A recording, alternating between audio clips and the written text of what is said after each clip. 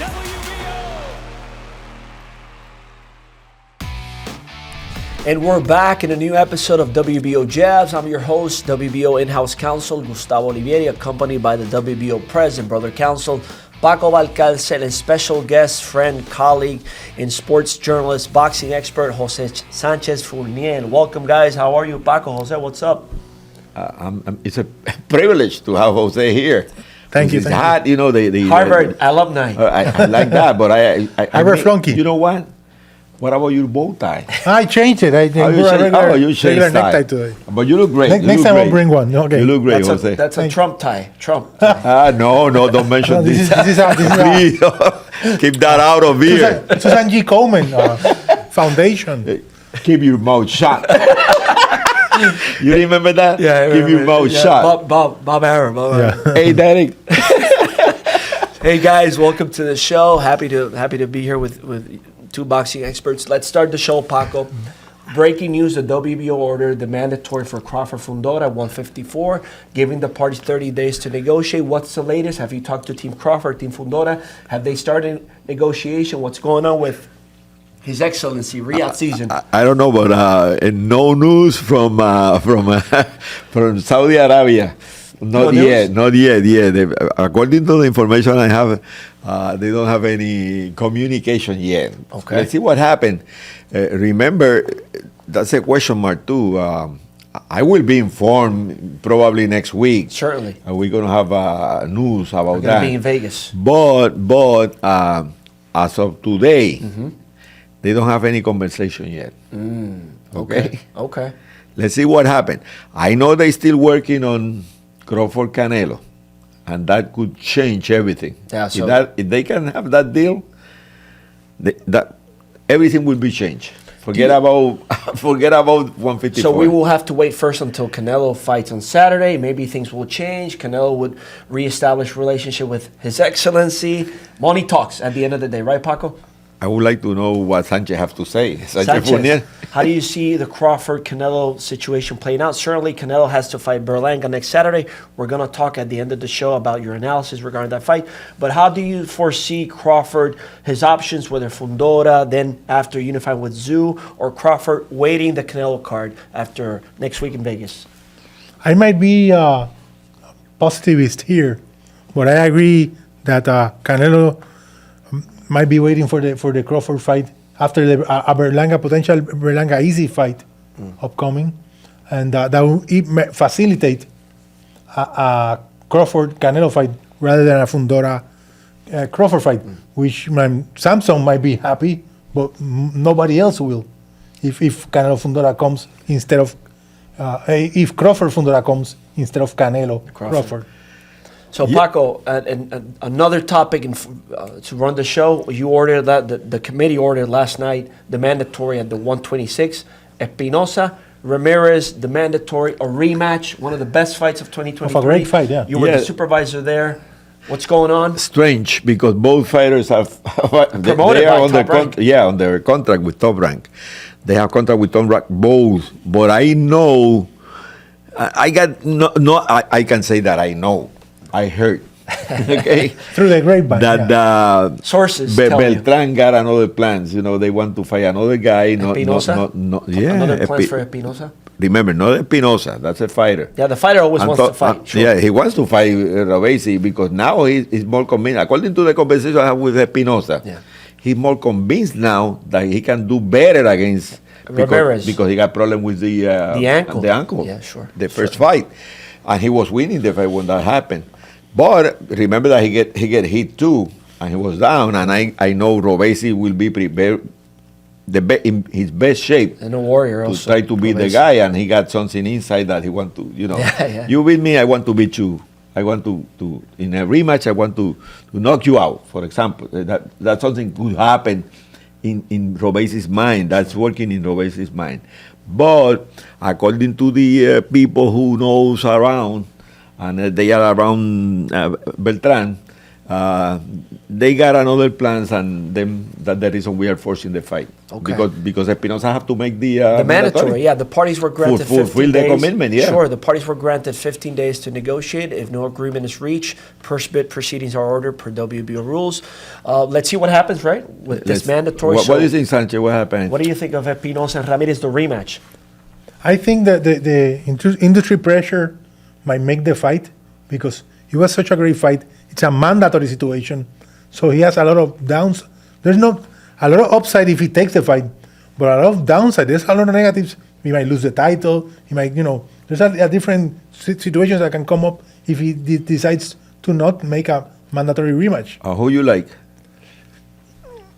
I think Robesi has a lot of tools. He's a ultra veteran. And he looks sensational in the last fight. Yeah, he's an ultra veteran of the Cuban school. But he can take if he does. He has trouble taking. I mean, we all have problems taking punches. Absolutely. But he looked vulnerable there. He got dropped. But Divino looked much better in the last fight too. Yeah. What does history say, Sanchez, with rematch? Well, in this type of fight, if it's a trilogy, then Robesi will probably win, so that the third one might be the deciding factor. You like the heavyweight, Jose? The heavyweights. Usyk and Fury. Great fight. Probably Fury will be the favorite on paper. Yeah, on paper, yeah sure. I mean, he was even after losing the first fight. After losing the fight because it was a close fight. Especially after losing the first fight. And this fight could happen the same. I'm not telling you that Robesi will be. Yeah, no, I understand. Favorite. I agree. But I'm telling you that the fight will be like a pick 'em. Pick and fight, okay. It should be a great fight, Paco. We heard that the fight was being targeted to take place in December 7th in Arizona in the undercard of Navarrete Valdez for the 130 WBO That's another championship. good rematch because now Navarrete is coming off a loss. He didn't look good in 135. Yeah. That means that now Valdez is more motivated. And now. Valdez looked tremendous against Liam Wilson. Yeah. That's a much better rematch now. I got Vaquero, as the favorite on paper. Sure. But will be a much better fight than the first one. Yeah, much better. I agree with Paco. I think even though it might be a better fight, Navarrete, I still on paper think he should win that one. So let's see. Great WBO fights coming up. Paco, we also had on Saturday up-and-coming rising contender Diego Pacheco. He retained his WBO international title, currently rated number 1 in the WBO. He knocked out former world title challenger, the Polish Sulecki, who fought Andrade. We saw him in Miami. Give me your impressions about Pacheco and how his ceiling. Do you foresee his ceiling going up? Yeah, I was talking to Gino.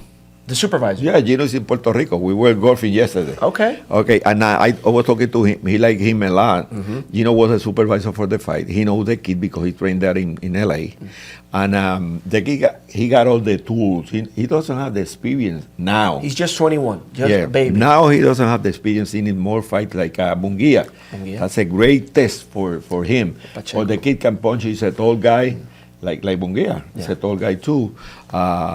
And he can punch. He can punch. I said 21 or 23. 21. He won by knockout, a hook to the body. Yeah, we saw him. We saw the other guy fighting Andrade. Andrade put him down in the first round, and then he went the distance with Andrade, or 9 or 10 rounds. I don't remember how the fight was finished. Yeah, but by decision. Was a good name in this stage of the game. It's a good name for Pacheco. For Pacheco. If Pacheco were a NASDAQ company where you could invest, I'd be putting money on him. Because it's still early enough. That's a good analogy. I like punches, Jose. I like punches, and he got that body shot that was sensational. It could be a great KO competing for the KO. Yeah, he's coming for the convention. He confirmed he's going to be here for the KO is competing for the one of the best KOs. Like Brian Norman's KO. Norman KO was sensational too. That's another prospect that we have to keep an eye on. He's currently rated number 1, defeated number 13. Talking about Norman, they were talking about the fight with Ennis. But that now is finished. It's over. Yeah, that's done. That's another topic, Paco, that we should discuss to explain to the fans. Just a parenthesis as to why that topic was brought up. Norman and Ennis were trying to do unification. Unfortunately, the IBF enforced their mandatory, who is a guy who Ennis previously beat.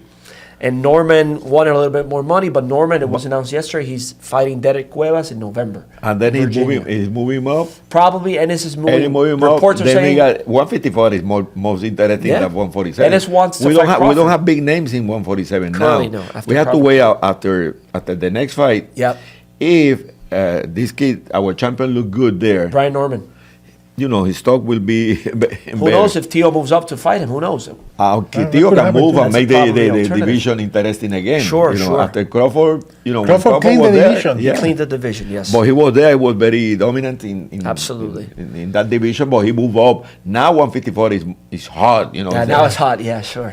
I like that, and I like 135 too. Paco, on Tuesday, early rise, Inoue made a defense of his undisputed championships I didn't see the against fight. the number 2 rated contender, the Irish T.A. Doheny. But you saw some highlights. Yeah, highlights. Mr. Onda called but, you. know, and I talked to Tuto, who was there. Yeah. I talked to Aaron was there. Aaron was there still traveling. Wow. Everybody was there. Boretti was there. Yeah, But I saw some highlights. But, you know, we are talking about, you know, that's a fighter jewel of the crown.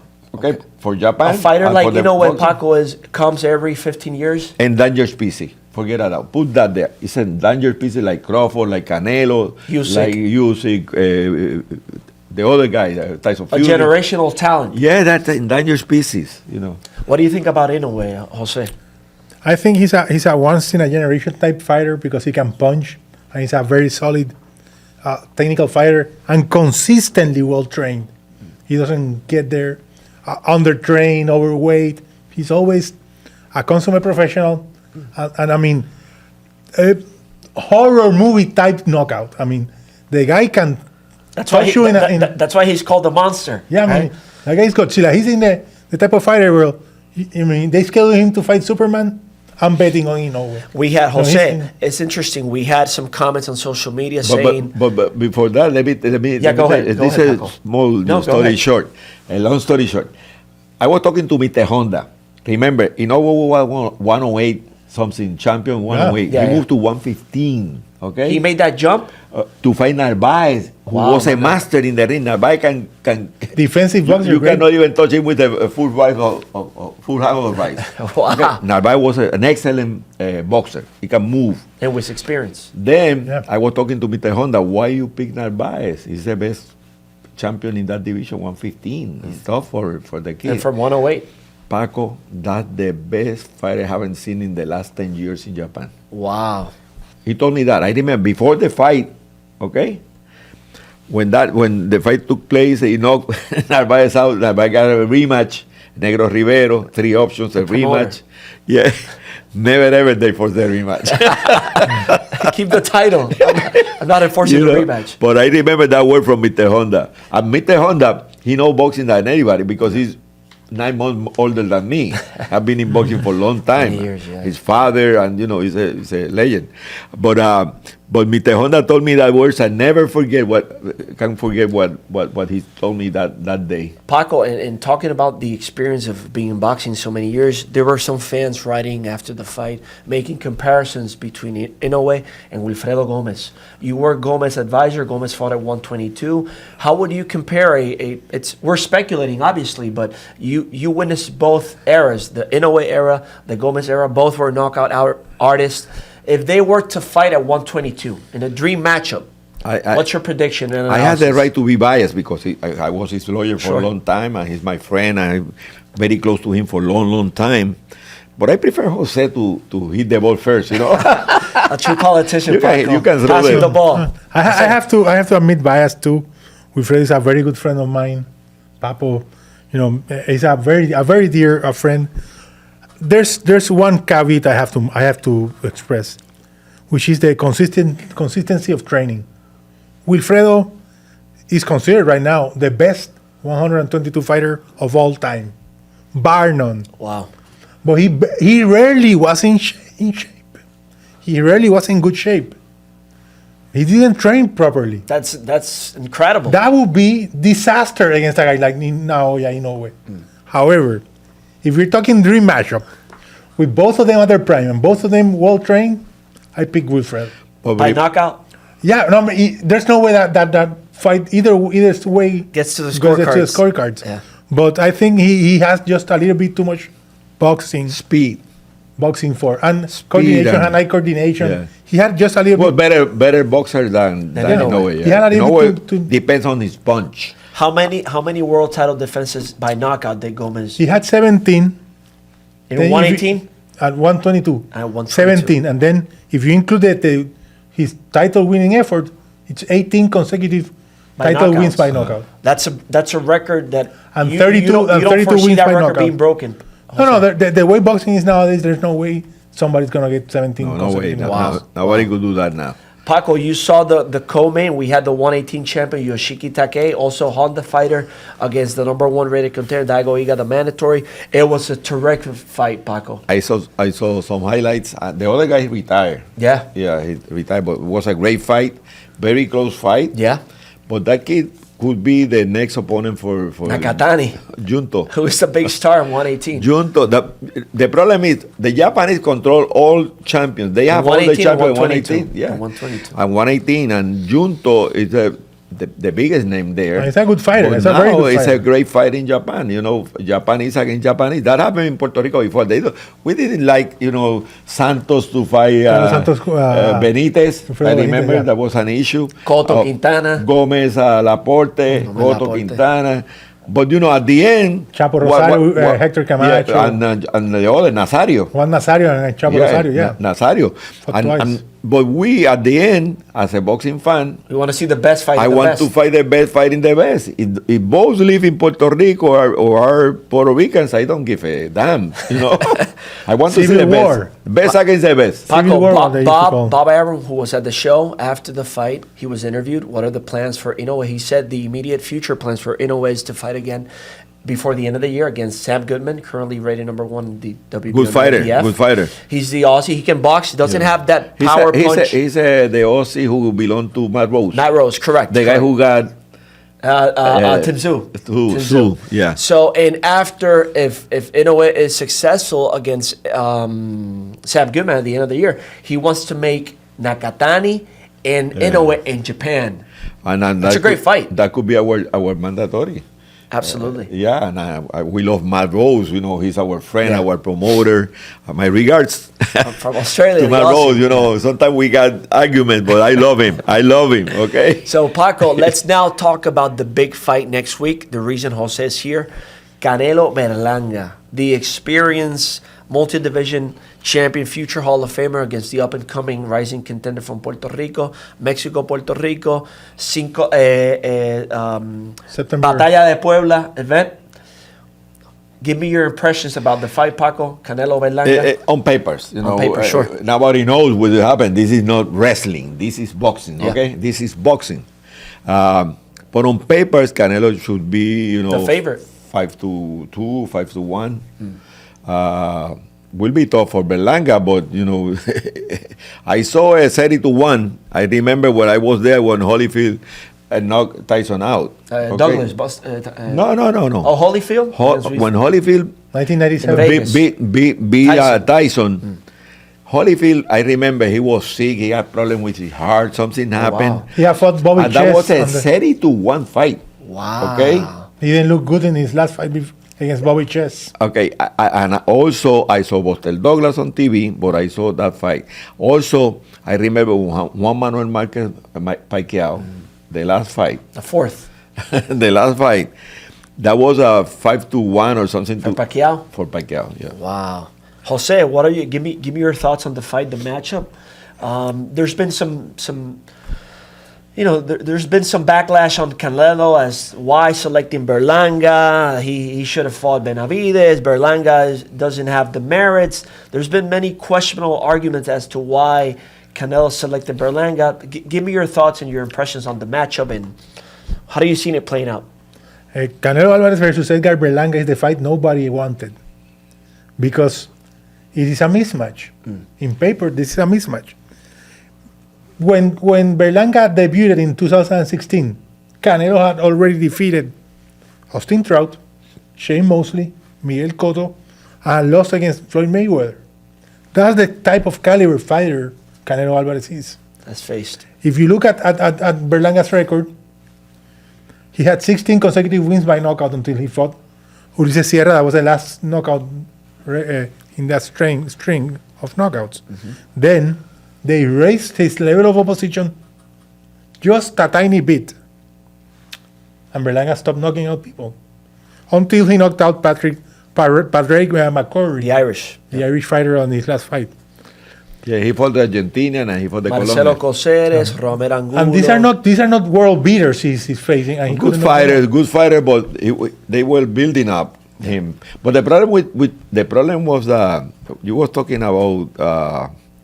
I heard that you was talking about Berlanga when he left. Top rank. Top rank. The problem was Berlanga. After that KO, he was making a lot of money, and then Top Rank said, "I can pay you that amount of money fighting. You have to move up," and that was a problem.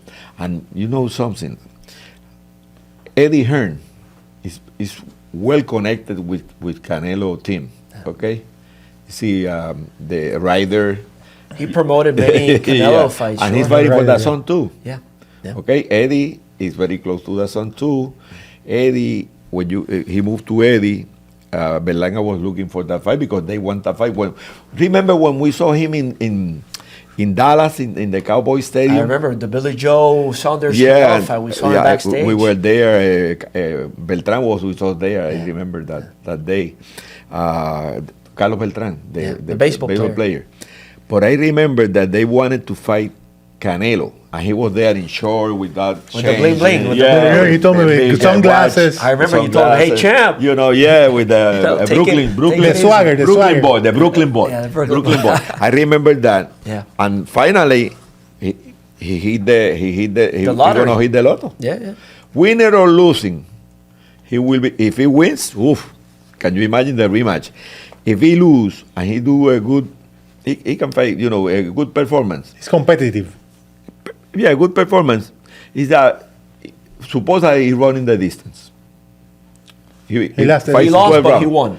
Yeah, he will be bigger. Sure. Because Canelo knocked everybody out. Like Munguia, he put him out. lost by decision, but he performed good. And if he hit Canelo because he can punch, He can punch. and Canelo is he hurt Canelo, that will be good for him. He have nothing to lose, Jose.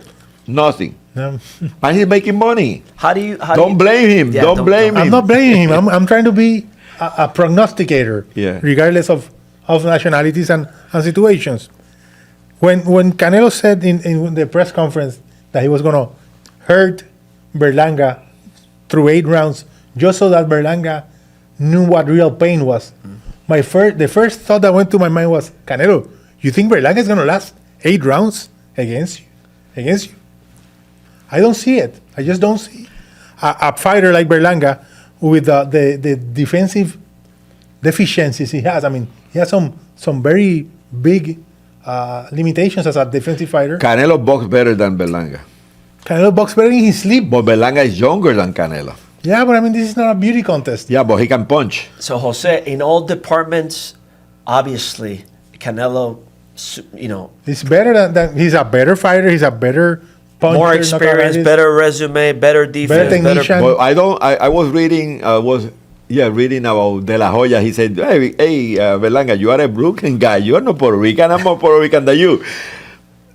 Okay, you are my friend, but Berlanga is a Puerto Rican. He's Puerto Rican. I think he was trolling when he made You have that to see comment. if you see the basketball team, and we said that we are Puerto Rican, the 12 magnificos, the 12 magnificent. Yeah. Magnificent. Now 12. Berlanga meet that criteria, Jose. I mean, he's Puerto Rican. I think Oscar was trolling Berlanga more than anything.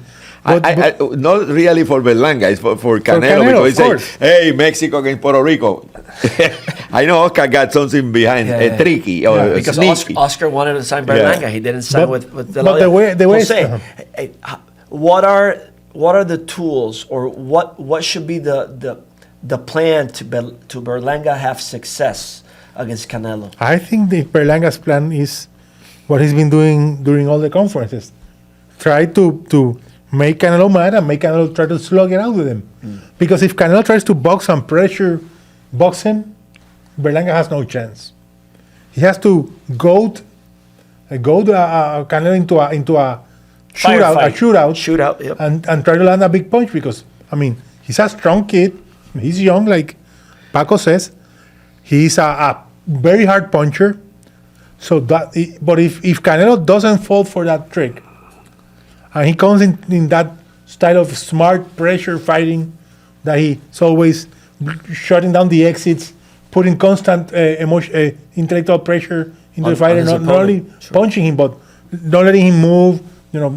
If I am Berlanga, Jose, I will be toe-to-toe with Canelo there. You kill me or I kill you. From the opening bell, Paco? No matter you knock me out in one round. I go there, I'm going to fight with you, hitting you, and you're going to hit me. Let's see who can hit tough. Who will be tougher. If he tries that against Canelo, yeah, but he has to do that. He cannot box with Canelo. Canelo got boxed more experience. He's got to risk it. Ring IQ, Canelo. Yeah. Okay, but if I am Berlanga, that was a street fight. Yeah, of course. Slug it out. Well, throwing and that's punches what he's been trying to everywhere. do. Trying to trick Canelo into losing his I don't temper. want to go the distance. I don't want to go 6 rounds. I want to knock you out or you knock me out. That's a fight he has to do. Like in poker, all in. And when that happens, he's gonna get knocked out.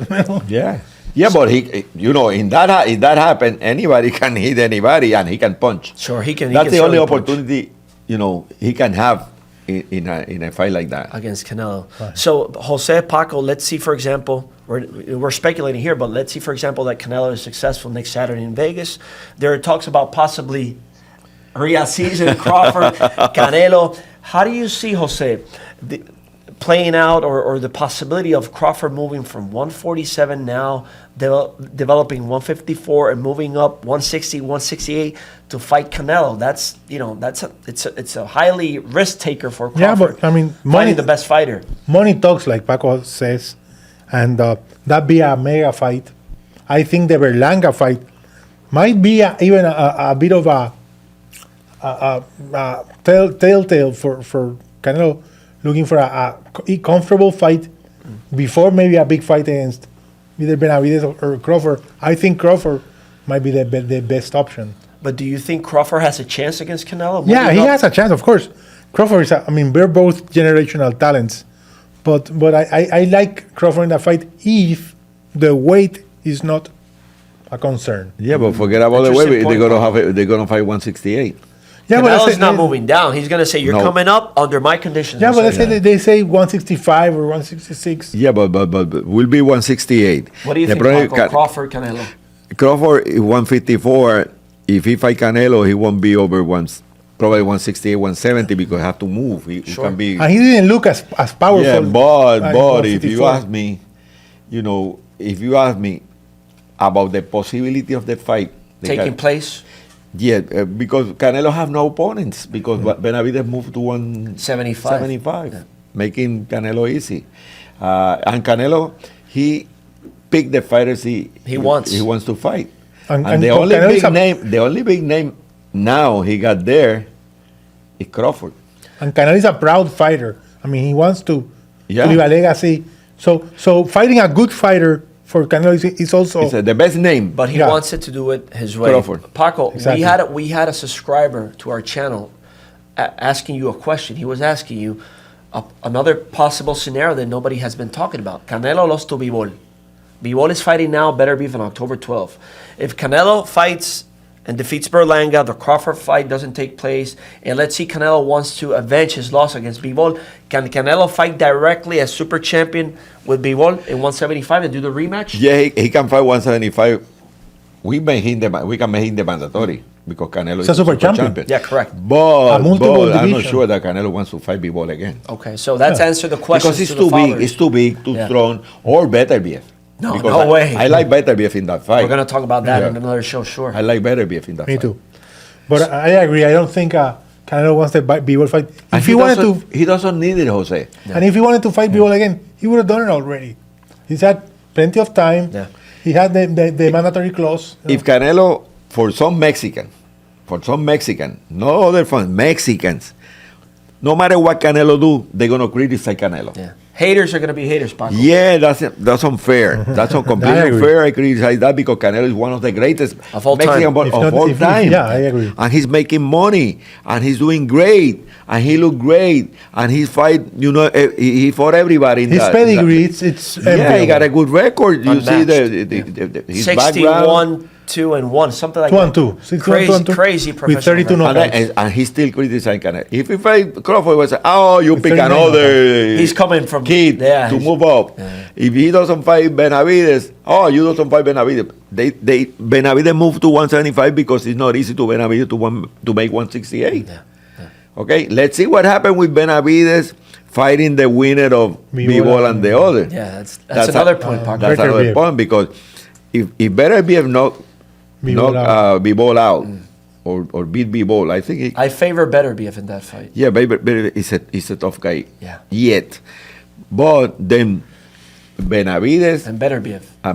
That's a huge fight. But it will be tough for Benavides. Absolutely. That's another topic for another session, Paco. So to close out the show, Jose, thank you for being here. Your analysis, Paco, as well. We're going to have you in our convention. Paco, what's going on with the convention? Tell the fans the dates. Well, who's coming? Yeah. First, we have a golf tournament on the 28th. Forget about the rest. The golf tournament will be Monday, 28th of October. Yeah, October. At El Legado, that's all, Chichi Rodriguez course.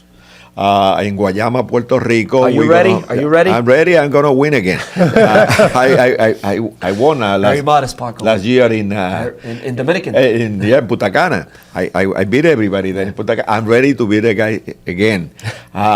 Then we have a lunch that day with all the guys. They're going to move the other participant from San Juan to Guayama, to Salinas.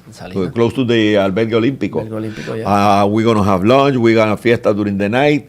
Then we're gonna be working 3 days with all seminars, all that stuff. We have a boxing show on Wednesday. Fiesta, boxing show on Wednesday. We're going to have weight on Tuesday night. We're going to have the gala dinner on live music. Seminars. We're going to have fun. You're going to have fun.